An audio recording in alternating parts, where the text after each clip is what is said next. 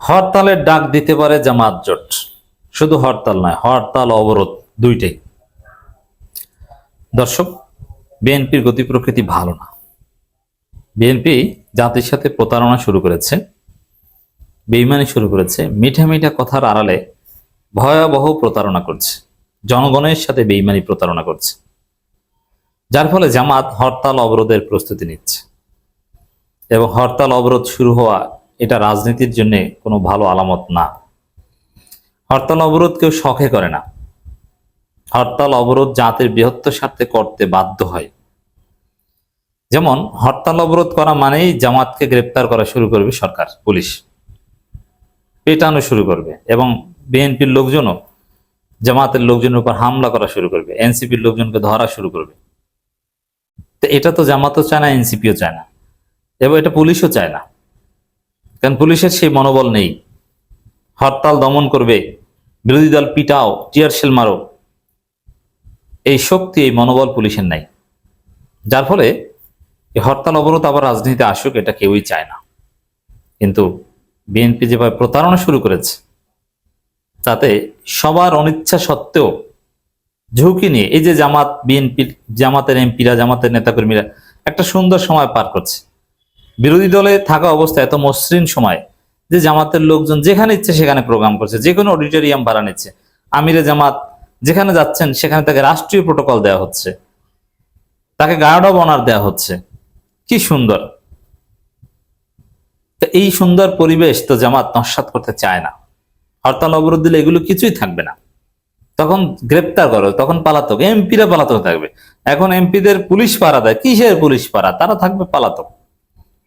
এখন running MP কোথায় গিয়ে কি ঘুমাচ্ছেন এটা কেউ জানবে না, এরকম একটা অবস্থা হবে অনেকের বিরুদ্ধেই, কারণ এমপিদের তখন আন্দোলন করতে হবে।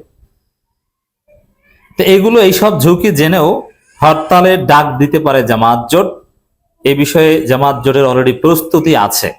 বরিশালে জামাত ইসলামী জোটের বিভাগীয় সমাবেশে এটা স্পষ্ট করে জানানো হয়েছে।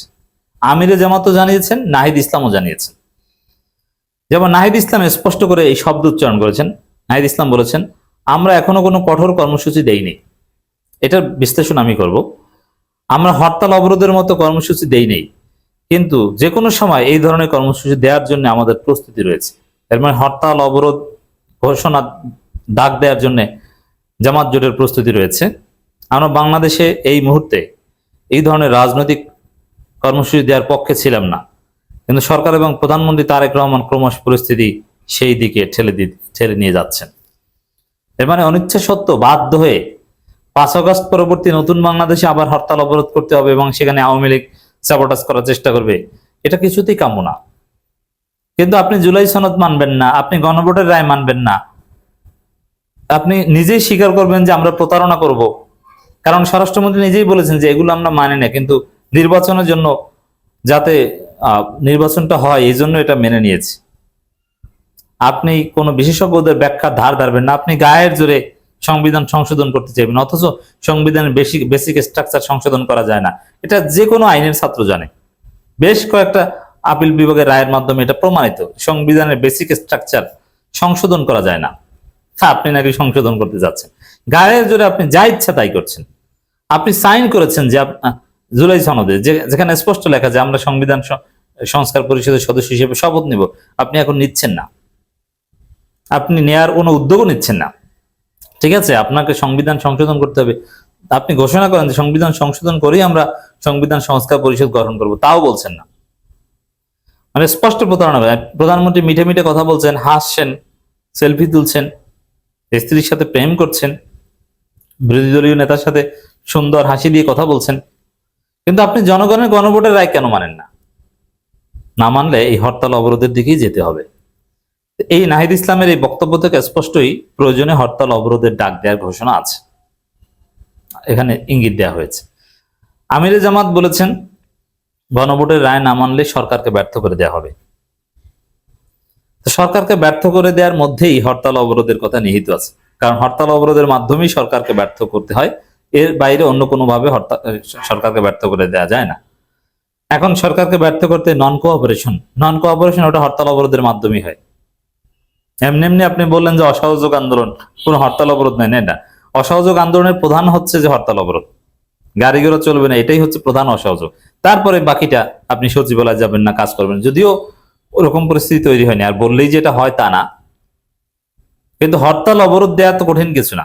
মিনিমাম এতটুকু হতে পারে, যেটা আমির জামাতের বক্তব্য আছে, নাহিদ ইসলামের বক্তব্য আছে, অথবা জোটের অন্যান্য শরিক দলের নেতা যারা আছে, রাশেদ প্রধান, ডাক্তার মুস্তাফিজুর রহমান ইরান, সবার বক্তব্যের মধ্যে এই কঠোরতা আছে। ইশারা ইঙ্গিতে তারা বুঝিয়েছেন যে তারা হরতাল অবরোধের জন্য প্রস্তুত। রাশেদ প্রধানের বক্তব্য ক্লিয়ার, তারা হরতাল অবরোধের জন্য প্রস্তুত, দেখা হবে, কথা হবে রাজপথে। এখন যা দেখছেন সমাবেশ টমাবেশ, এগুলো সব প্রস্তুতি, ওয়ার্ম আপ। এতে সরকার মোটেও বিব্রত হয় না, এতে সরকারের লাভ। তো দর্শক, আমরা এখনো কোনো কঠোর কর্মসূচি দিইনি, যে কর্মসূচি দিচ্ছে এটা জাস্ট ট্রেনিং সেশন, এবং এর মাধ্যমে সরকারকে সতর্ক করা হচ্ছে। আমি আন্দোলনের সংজ্ঞা আপনাদেরকে অনেকবার শিখিয়েছি। আন্দোলন কি? আন্দোলন হচ্ছে হরতাল অবরোধ। হরতাল অবরোধ ছাড়াও আন্দোলন আছে, যেমন হরতাল অবরোধ আপনি ভিন্ন নামে হতে পারে। এই যে শিক্ষার্থীরা কিছুদিন আগে আন্দোলন করেছে শিক্ষামন্ত্রী পদত্যাগের দাবিতে, ওইটা কি? ওটা এক প্রকার অবরোধ ছিল, হরতাল ছিল ফর দি টাইম বিং, মানে রাস্তা বন্ধ করে দেয়া, যে গাড়ি ঘোড়া চলবে না, সরকারি গাড়ি হোক, জজের গাড়ি হোক, আর যান গাড়ি হোক, গাড়ি চলবে না। ওইটা হচ্ছে আন্দোলন, যেটা শিক্ষার্থীরা অল্প সময়ের জন্য হলেও করেছিল, যে তারা রাস্তা নেমে গাড়ি বন্ধ করে দিয়েছে, সড়ক অবরোধ। ওইটাই তো অবরোধ বা হরতাল ফর দি টাইম বিং। তো দর্শক, কোথাও বসে পড়া, যেমন শাহবাগ অবরোধ, গাড়ি ঘোড়া চলবে না, অথবা সচিবালয় ঘেরাও, সংসদ ভবন ঘেরাও, মানে সরকারকে বা জনগণকে কোনো কিছু করতে বাধ্য করা, স্বাভাবিক জনজীবন বা কর্মতৎপরতাকে বাধা সৃষ্টি করাই হচ্ছে আন্দোলন। এর বাইরে যা, ওটা কোনো আন্দোলন না। আপনি মানববন্ধন করলেন, ওটাকে আন্দোলন বলে না। হিউম্যান চেইন ইজ নট আন্দোলন।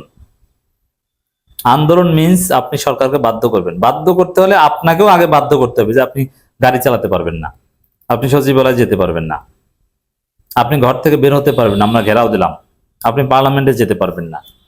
এইগুলো হচ্ছে আন্দোলন।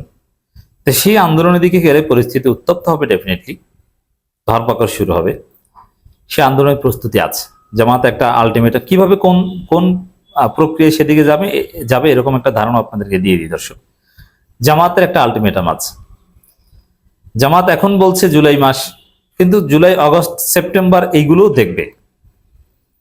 জামাত ঢাকায় মহাসমাবেশ আগেও করতে পারে, কিন্তু চূড়ান্ত ভাবে 28 অক্টোবর একটা মহাসমাবেশের ডাক দেবে, যদি গণভোটের দাবি না মানে এর মধ্যে, এবং জুলাই সনদ বাস্তবায়ন না করে।